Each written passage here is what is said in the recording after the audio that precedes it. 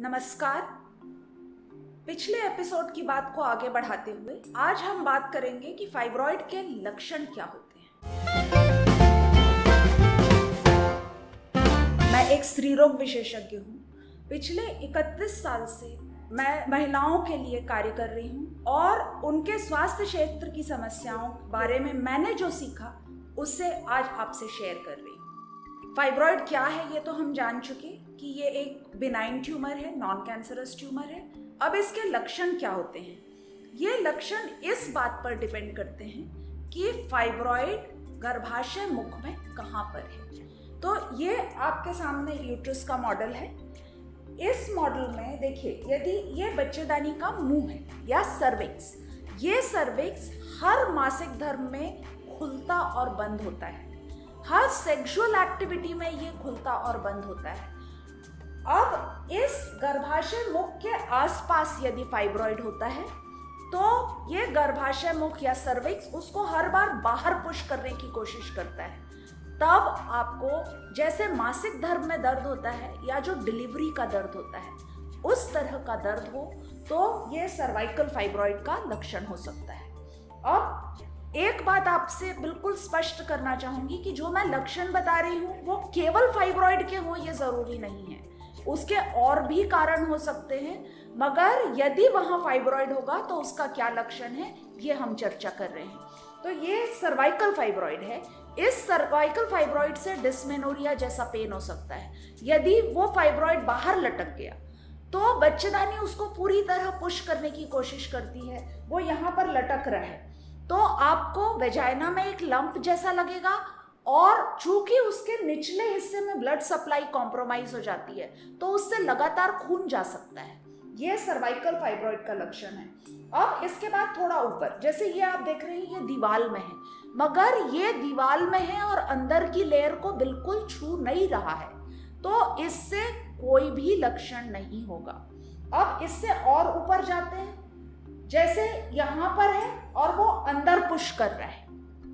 जब वो अंदर पुश करता है तब उससे हेवी ब्लीडिंग के चांसेस होते हैं। बहुत ज़्यादा हेवी ब्लीडिंग होती है क्योंकि एक तो यूट्रस का साइज बड़ा हो जाता है और यूट्रस का साइज बड़ा होने के साथ साथ हमें उसके अंदर एक्स्ट्रा टिश्यू मिलता है जिसको यूट्रस पुश करने की कोशिश करता है, तो आपको हेवी ब्लीडिंग की प्रॉब्लम हो सकती है। तो फाइब्रॉइड से अभी हमने 3 चीज की बात की, डिस्मेनोरिया लाइक पेन, कोई लक्षण नहीं होना और हेवी मेंस्ट्रुअल ब्लीडिंग। इसके अलावा एक चीज और है कि यूट्रस के ठीक सामने पेशाब की थैली होती है और इसके पीछे लैट्रिन का रास्ता होता है। तो यदि यहाँ पर गठान हो गई तो वो पेशाब की थैली को, ब्लैडर को प्रेस करती है, तो बार बार पेशाब लगता है। कई बार वो पेशाब पूरी तरह हो नहीं पाता है। पूरा पेशाब नहीं होने से बार बार यूरिन इन्फेक्शन होता है। इसके ठीक पीछे यहाँ पर लैट्रिन का रास्ता होता है, इसके पैरेलल जो जा रहा है इस तरह। अब यदि यहाँ पर फाइब्रॉइड होगा तो वो लैट्रिन के रास्ते को पुश करेगा और आप जैसे ही जोर लगा के लैट्रिन करने की कोशिश करेंगे तो वो फाइब्रॉइड उस रास्ते को बंद कर देगा। तब आप बहुत ज़्यादा जोर लगाएंगे तो आपको पाइल्स हो जाएगा, बवासीर हो जाएगा, मगर लैट्रिन नहीं हो पाएगी। तो लैट्रिन होगी तब जब आप रिलैक्स होंगे, जब आप जोर नहीं लगाएंगे। तो ये भी इसका लक्षण हो सकता है। अब इसके अलावा प्रेगनेंसी पर भी इसका प्रभाव है। नॉर्मल प्रेगनेंसी यहाँ पर यूट्रस में इस हिस्से के अंदर अपना घर बनाती है।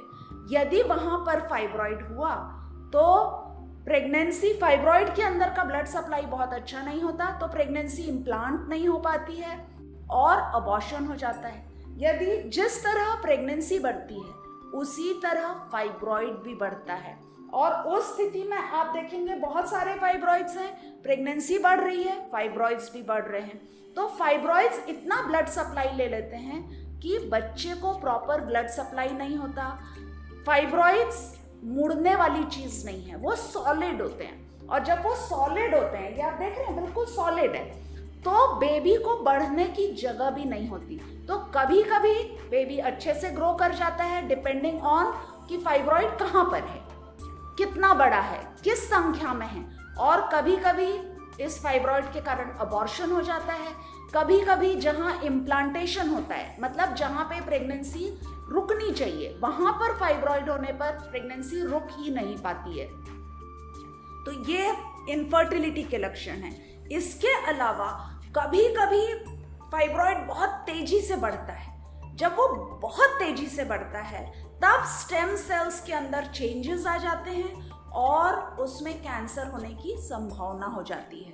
तो यदि आपको फाइब्रॉइड्स हैं तो आप ये समझिए कि आपको बहुत सारे लक्षण हो सकते हैं, या हो सकता है आपको कोई भी लक्षण ना हो, मगर आपको समझ में आना होगा कि यदि आपके अंदर डिटेक्शन हुआ है तो सर्विलियंस की आवश्यकता है। सर्विलियंस का मतलब कि आप एक निश्चित समय पर 6 महीने में, 1 साल में अपनी सोनोग्राफी कराएं, डॉक्टर से जाकर चेकअप कराएं और अपने फाइब्रॉइड्स के स्टेटस को मॉनिटर करें। डरें बिल्कुल ना, क्योंकि 80,000 महिलाओं को यदि फाइब्रॉइड होगा तो उसमें से एक को कैंसर होगा, और ये कोई ज़रूरी नहीं कि वो एक आप ही हो। हाँ, ये भी ज़रूरी नहीं कि आप ना हो, इसलिए आपको सर्विलियंस बिल्कुल रेगुलर करवाना है। और कोई भी लक्षण होने पर यह समझना कि नहीं ये तो होता ही रहता है, यह सामान्य है, ऐसा न सोचें। एक लक्षण और है जो मैं आपको बता नहीं पाई हूँ, वो ये है कि फाइब्रॉइड की लोकेशन यदि साइड्स में होगी, यदि पीछे होगी, तो सेक्सुअल एक्टिविटी में उसमें पेन होगा। ये आप फाइब्रॉइड देख रहे हैं, मान लीजिए वो यहाँ पर है या यहाँ पर है या यहाँ पर है, तो ये वो हिस्सा है जो सेक्सुअल एक्टिविटी में कांटेक्ट में आता है, और तब आपको उसमें तकलीफ हो सकती है, उससे दर्द भी हो सकता है। तो ये सारे लक्षण फाइब्रॉइड्स के हैं। अब इनके उपचार के बारे में हम इसके अगले एपिसोड में चर्चा करेंगे। लाइक और सब्सक्राइब करना ना भूलें और जुड़े रहें हमारे साथ अगले एपिसोड के लिए, जिसमें हम जानेंगे फाइब्रॉइड्स का उपचार क्या होता है, क्या केवल ऑपरेशन ही इसका इलाज है। नमस्कार।